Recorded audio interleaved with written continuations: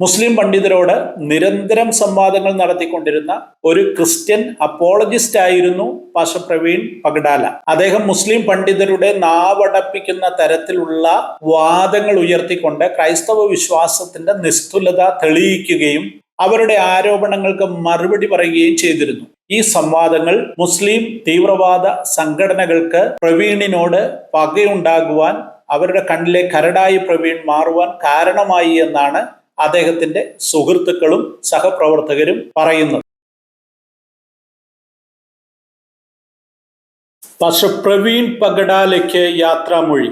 കഴിഞ്ഞ ദിവസം ദുരൂഹ സാഹചര്യത്തിൽ മരണമടഞ്ഞ തെലുങ്ക് സുവിശേഷ പ്രഭാഷകനും അപ്പോളജിസ്റ്റും മാധ്യമപ്രവർത്തകനുമായിരുന്ന പാസ്റ്റർ പ്രവീൺ പഗഡാലയ്ക്ക് ആയിരങ്ങൾ കണ്ണീരോടെ വിട ചൊല്ലി. സെക്കന്ദ്രാബാദിലെ സെന്റിനറി ബാപ്റ്റിസ്റ്റ് ചർച്ചിന്റെ ചുമതലയിലാണ് സംസ്കാര ശുശ്രൂഷകൾ നടന്നത്. സെന്റ് ജോൺസ് CSI സഭയുടെ സെമിത്തേരിയിലാണ് അദ്ദേഹത്തിന് അന്ത്യവിശ്രമത്തിന് സ്ഥലമൊരുക്കിയത്. Baptist, Lutheran, CSI, salvation army, evangelical സഭകൾ, പെന്തക്കോസ്ത് സഭകൾ തുടങ്ങി വിവിധ പ്രസ്ഥാനങ്ങളിലെ നിരവധി ശുശ്രൂഷകന്മാരും ആയിരക്കണക്കിന് വിശ്വാസികളും ചടങ്ങുകളിൽ പങ്കെടുത്തു. പ്രമുഖ സഭാ നേതാക്കളായ ഹോസന്ന മിനിസ്ട്രിയുടെ പാസ്റ്റർ ജോൺ വെസ്ലി, കാൽവറി ചർച്ചിന്റെ പാസ്റ്റർ പ്രവീൺ കുമാർ, ക്രൈസ്റ്റ് ചർച്ചിന്റെ pastor James, pastor Raj Prakash Paul, pastor John Paul തുടങ്ങി നിരവധി പ്രമുഖരായ പാസ്റ്റേഴ്സ് അന്തിമ ശുശ്രൂഷകളിൽ പങ്കെടുത്ത് തങ്ങളുടെ പ്രിയ സഹപ്രവർത്തകന് വിടചൊല്ലി. ശുശ്രൂഷയുടെ സമാപനത്തിൽ പാസ്റ്റർ പ്രവീൺ പഗഡാലയുടെ ഭാര്യ ജെസ്സിക്ക പഗഡാല വികാരനിർഭരമായ ഭാഷയിൽ എല്ലാവർക്കും നന്ദി പറയുകയും ആരോടും പകയില്ലെന്നും ക്ഷമയുടേതാണ് പാസ്റ്റർ പ്രവീൺ പഗഡാലയുടെ മാതൃകയെന്നും വ്യക്തമാക്കുകയും ചെയ്തു. അവരുടെ നന്ദി പ്രകടനത്തിന്റെ വാക്കുകൾ ഈ വീഡിയോയുടെ അവസാനത്തിൽ ചേർത്തിരിക്കുന്നത് കാണുക. പാസ്റ്റർ പ്രവീൺ പഗഡാലയുമായി ബന്ധപ്പെട്ട് മുൻപ് ഞാൻ 2 വീഡിയോകൾ ചെയ്തിരുന്നു. അദ്ദേഹത്തിന്റെ മരണം നടന്ന ഉടനെയാണ് ആ വീഡിയോകൾ ചെയ്തിരുന്നത്. അദ്ദേഹവുമായി ബന്ധപ്പെട്ട ആ വീഡിയോകളിൽ പറയാത്ത മറ്റു ചില വസ്തുതകൾ കൂടെ പ്രേക്ഷകരെ ഓർപ്പിക്കുവാൻ ആഗ്രഹിക്കുന്നു. അദ്ദേഹം ഒരു മുസ്ലിം പിതാവിന്റെ മകനായിട്ടാണ് ജനിച്ച് വളർത്തപ്പെടുന്നത്. അദ്ദേഹത്തിന്റെ അമ്മ ഒരു ക്രിസ്ത്യാനിയായിരുന്നു. ബാല്യത്തിൽ തന്നെ പിതാവിനെ നഷ്ടപ്പെട്ടു. പിന്നീട് മാതാവാണ് മകനെ വളർത്തിയത്. ഒരു IT പ്രൊഫഷണൽ കൂടെയായ പ്രവീൺ പഗഡാലയ്ക്ക് ഹൈദരാബാദിലും അമേരിക്കയിലും ഓഫീസുകളുള്ള IT കമ്പനി സ്വന്തമായിട്ടുണ്ടായിരുന്നു. ഇമ്മാനുവേൽ ഹൗസ് ഓഫ് വർഷിപ്പ് എന്ന സഭയുടെ ഭാഗമായിരുന്നു പാസ്റ്റർ പ്രവീൺ പഗഡാല. എന്നാൽ അദ്ദേഹത്തിന്റെ ഭവനത്തിൽ തന്നെ ഒരു ചെറിയ ആരാധന അദ്ദേഹം ആരംഭിച്ചിരുന്നു. ആരാധനയിൽ 50 ആളുകൾ സ്ഥിരമായി പങ്കെടുത്തിരുന്നു. ആ സഭയുടെ പേര് ഷാലോം ചർച്ച് എന്നായിരുന്നു. പാസ്റ്റർ പ്രവീൺ പഗഡാലയുടെ ഭാര്യ ജെസ്സിക്ക പഗഡാല, അവർക്ക് 2 പെൺമക്കളാണുള്ളത്. എന്നാൽ അദ്ദേഹവും ഭാര്യയും കൂടെ 16 നിർധനരായ അനാഥരായ കുട്ടികളെ നിയമപ്രകാരം ദത്തെടുത്ത് തങ്ങളുടെ ഭവനത്തിൽ താമസിപ്പിച്ചിരുന്നു.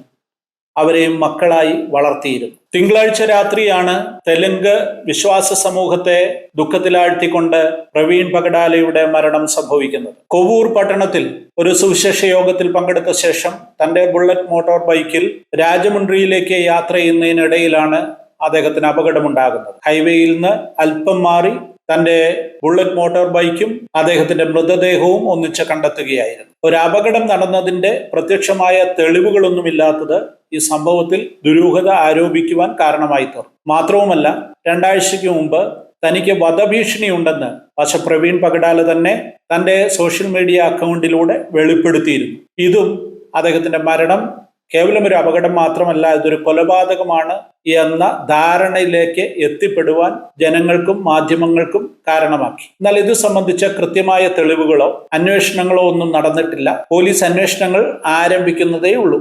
സമഗ്രമായ ഒരു അന്വേഷണം ആവശ്യപ്പെട്ടുകൊണ്ട് ചൊവ്വാഴ്ച പകൽ തന്നെ വിശ്വാസികൾ സംഘടിക്കുകയും ആയിരക്കണക്കിന് ആളുകൾ ഒന്നിച്ച് പ്രതിഷേധ പ്രകടനങ്ങൾ നടത്തുകയും ചെയ്തിരുന്നു. ഏതായാലും ആന്ധ്രാപ്രദേശ് മുഖ്യമന്ത്രി ചന്ദ്രബാബു നായിഡു കൃത്യമായൊരു അന്വേഷണത്തിന് വേണ്ടിയുള്ള ഉത്തരവിട്ടിട്ടുണ്ട്.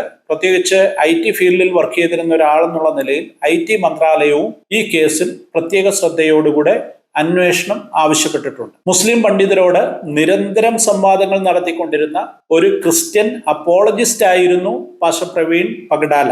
അദ്ദേഹം മുസ്ലിം പണ്ഡിതരുടെ നാവടപ്പിക്കുന്ന തരത്തിലുള്ള വാദങ്ങൾ ഉയർത്തിക്കൊണ്ട് ക്രൈസ്തവ വിശ്വാസത്തിന്റെ നിസ്തുലത തെളിയിക്കുകയും അവരുടെ ആരോപണങ്ങൾക്ക് മറുപടി പറയുകയും ചെയ്തിരുന്നു. പലപ്പോഴും തിരിച്ച് മറുപടി പറയുവാനില്ലാതെ സംവാദങ്ങളിൽ അവർ പരാജയപ്പെടുന്നത് നിത്യകാഴ്ചയായി മാറിയിരുന്നു.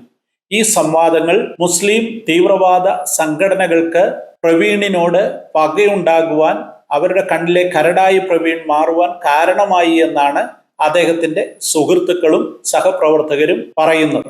സാക്ഷി അപ്പോളജറ്റിക്സ് എന്ന് പറയുന്ന പ്രസ്ഥാനത്തിന്റെ ഭാഗമായി സജീവമായി പ്രവർത്തിച്ചുകൊണ്ട് ഇരിക്കുകയായിരുന്നു പാസ്റ്റർ പ്രവീൺ പഗഡാല. അദ്ദേഹത്തിന്റെ പെട്ടെന്നുള്ള ദേഹവിയോഗം ക്രൈസ്തവ സമൂഹത്തിന് തീരാ നഷ്ടമാണ് ഉണ്ടാക്കിയിരിക്കുന്നത്.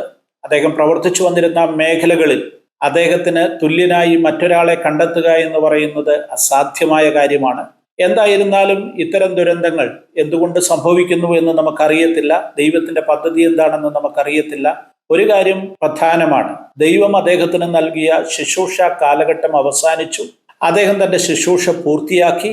ഇനി പുതിയ ആളുകൾ അദ്ദേഹം ചെയ്തതിന്റെ പിന്തുടർച്ചയ്ക്കായി എഴുന്നേൽക്കേണ്ടതുണ്ട്. ജെസ്സിക്ക തന്റെ വാക്കുകളിൽ പറയുന്നത് പോലെ അദ്ദേഹം കാണിച്ച മാതൃകയെ പിൻപറ്റുവാൻ ചിലർ എഴുന്നേൽക്കേണ്ടിയിരിക്കുന്നു. നമുക്ക് അതിനുവേണ്ടി പ്രാർത്ഥിക്കാം. ജെസ്സിക്കയുടെ വാക്കുകൾ നിങ്ങൾ കേൾക്കുക. I, Jessica Pagadala, wife of Praveen Kumar Pagadala, thank you, my deepest gratitude that everybody is standing for my husband.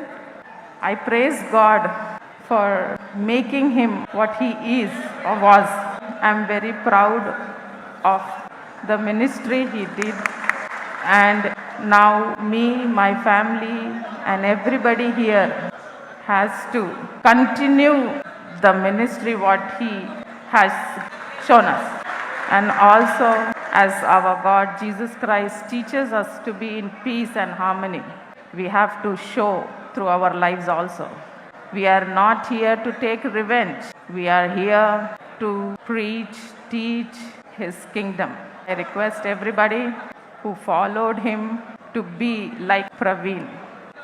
He was a humble and generous man.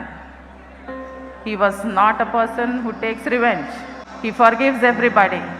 We are here to forgive everybody. And I again thank you, everybody here who's seeing and also on YouTube and all over the world, praying for me and my family, and request to be like Praveen. Lakhs of Praveen.